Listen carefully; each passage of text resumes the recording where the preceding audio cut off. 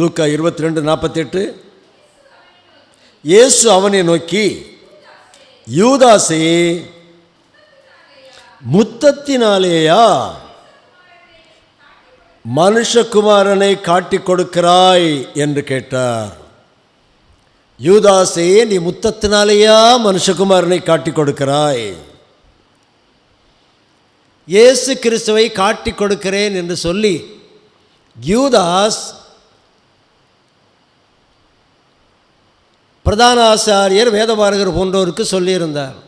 காட்டி கொடுக்கறதுன்னா, இயேசு கிறிஸ்து உலகத்தில் எல்லாரும் தெரியும்படி தான் நடந்து கொண்டிருக்கிறார்.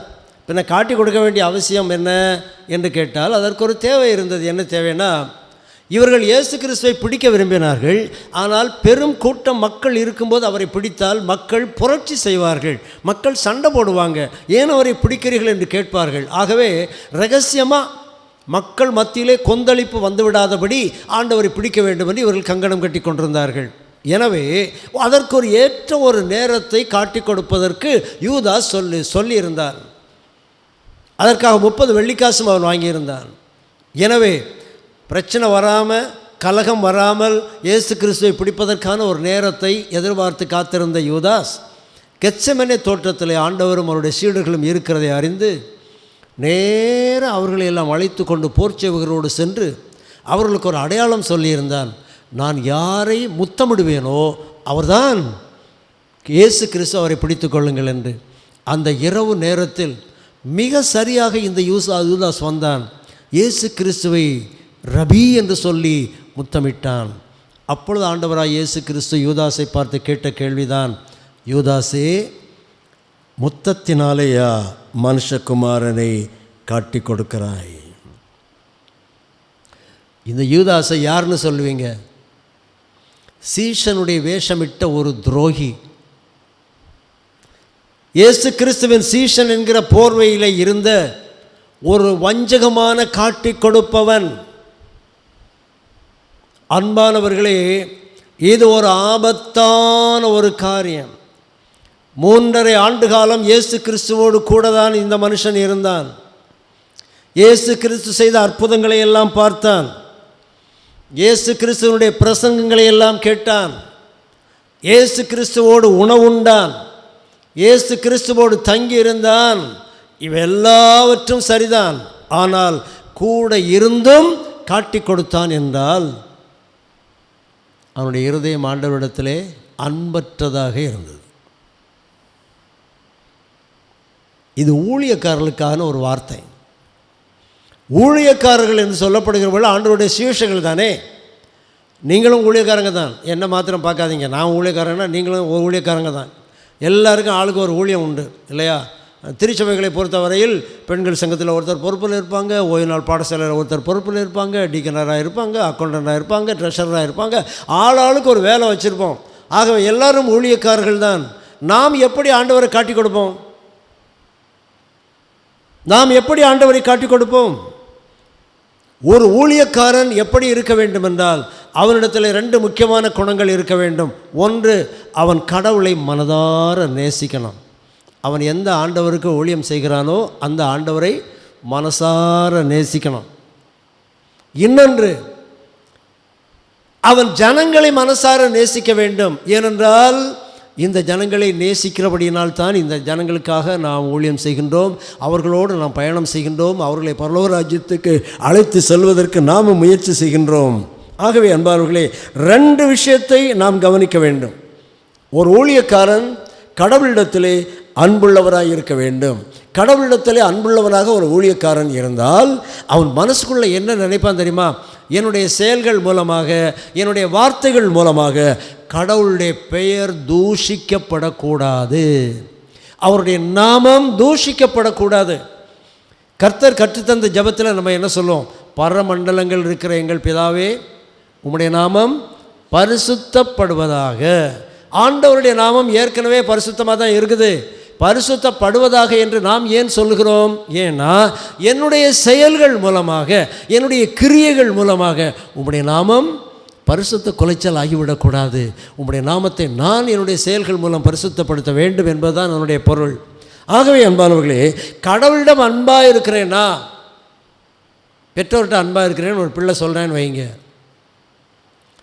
அந்த பிள்ளையுடைய உள்ளத்தில் இருக்க வேண்டிய நினைப்பு என்ன? என்னுடைய செயல்களினால், ஊரில் நான் நடந்து கொள்ளுகிற விதத்தினால் எங்கள் அப்பா அம்மாவுக்கு பேர் கெட்டு போயிடக்கூடாது. ஊரில் எல்லாம் ஒரு பையன் தப்பாக பண்ணிட்டான், இல்லை ஒரு பிள்ளை தப்பாக நடந்துட்டா என்ற ஒரு ஊர்க்காரங்க உடனே என்ன சொல்லுவாங்க? அந்த பையன் அல்லது அந்த பெண்ணின் பெயரை சொல்லாமல் இன்னாருடைய மகன் என்று சொல்லுவார்கள். அதுபோல தான் கிறிஸ்து இயேசுவுக்காக நாம் வாழும்போது நாம் தப்பு பண்ணால் நம்ம பார்க்குற பெருமக்கள் என்ன சொல்லுவாங்க? இவர் பிரசங்கம் பண்ணுறாரு, கோயிலுக்கு போகிறாரு, கூட்டத்துக்கு போகிறாரு, நல்லா பாட்டு பாடுறாரு, அதே வாயை வச்சு கெட்ட வார்த்தையும் பேசுகிறாரு. சொல்லுவாங்களா மாட்டாங்களா? நம்முடைய செயல்கள் மூலமாக ஆண்டவருடைய நாமம் தூஷிக்கப்படக்கூடாது. அது மாத்திரம் இல்லை, நம்முடைய செயல்கள் மூலமாக ஆண்டவருடைய நாமம் மகிமைப்பட வேண்டும், மகிமைப்பட வேண்டும். ஒரு அழகான உதாரணம் உண்டு. ஒரு ரோட்டில் 4 ரோடு சந்திக்கிற ஒரு இடத்துல ஒரு மனுஷன் அரைக்குறை நிர்வாண கோலத்தில் படுத்து கிடந்தானாம். பலர் அந்த வழியாக வந்தாங்க, பார்த்தாங்க, போனாங்க. யாரும் அந்த மனுஷனுக்கு உதவி செய்யலை. ஆனால் ஒரு புதிதாய் திருமணமான ஒரு தம்பதி அந்த வழியாக வந்தவங்க இந்த மனிதனுடைய மோசமான நிலைமையை பார்த்து பக்கத்தில் இருந்த ஒரு ஜவுளி கடையில் போய் ஒரு துணியை வாங்கி அவருடைய நிர்வாணம் மறையும்படி மூடிவிட்டு அந்த பக்கம் போகும்போது அந்த பக்கத்தில் நின்ற ஒரு போக்குவரத்து போலீஸ்காரர், காவல்துறையை சார்ந்தவர், இவங்ககிட்ட ஒரு கேள்வி கேட்டாராம். என்ன கேள்வி தெரியுமா? நீங்கள் கிறிஸ்தவங்களா? நம்முடைய நல்ல செயல்களை பிறர் பார்க்கும்போது நம்முடைய ஆண்டவருடைய நாமம் மகிமைப்படும். அதுதான் ஆண்டவர்கிட்ட அன்பாக இருக்கிறதுன்னு. ஒரு சீஷன் என்பவன் நற்செயல்கள் மூலமாக ஆண்டவருடைய நாமத்தை மகிமைப்படுத்த வேண்டும். இரண்டாவதாக, ஆண்டவருடைய ஊழியக்காரன் ஒரு சீஷன் எப்படி இருக்கணும்? மனிதர்களிடத்தில் அன்புள்ளவனாக இருக்க வேண்டும். உங்களிடத்திலே ஊழியக்காரனாகிய நான் அன்புள்ளவனாக இருக்கிறேன் என்று சொன்னால் அதனுடைய பொருள் என்ன? உங்களுடைய தனிப்பட்ட வாழ்விலும் உங்களுடைய தேவைகளிலும் என்னால் என்ற ஒரு உதவியை நான் உங்களுக்கு செய்யணும்னு அர்த்தம். பழைய ஏற்பாட்டில் எசேக்கியேல் தீர்க்கதரிசன புஸ்தகம் 34ஆம் அதிகாரத்தில் மேய்ப்பர்களை குறித்து ஒரு வார்த்தை சொல்லப்பட்டிருக்கிறது. ரொம்ப ஆச்சரியமான ஒரு வார்த்தை. நீங்கள் பாசிங்க பார்க்கலாம். எசேக்கியேல் 34 2ஆம் வசனம் நான் வாசிக்கிறேன். எசேக்கியேல் 34ஆம் அதிகாரம் 2ஆம் வசனம். மேய்ப்பர்களை பற்றி ஆண்டவர் சொல்லுகிறார். கர்த்தராகிய ஆண்டவர் மேய்ப்பருக்கு சொல்லுகிறார் என்ன? தங்களையே மேய்க்கிற இஸ்ரவேலின் மேய்ப்பருக்கு ஐயோ! மேய்ப்பர்கள் மந்தையை அல்லவா மேய்க்க வேண்டும். மேய்ப்பர்கள் என்ன செய்கிறாங்க?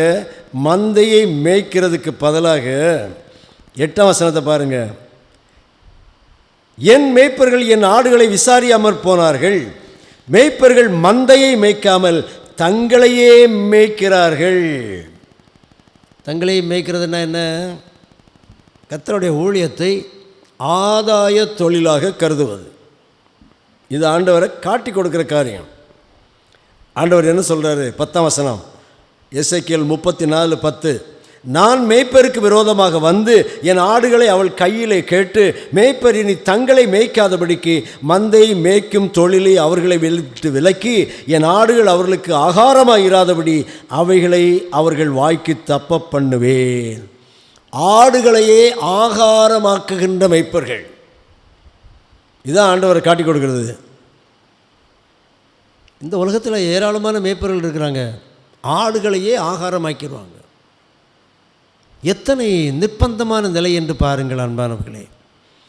ஆகவே மேய்ப்பர்களை இனம் கண்டு கொள்ள வேண்டியதும் நம்முடைய பொறுப்பு.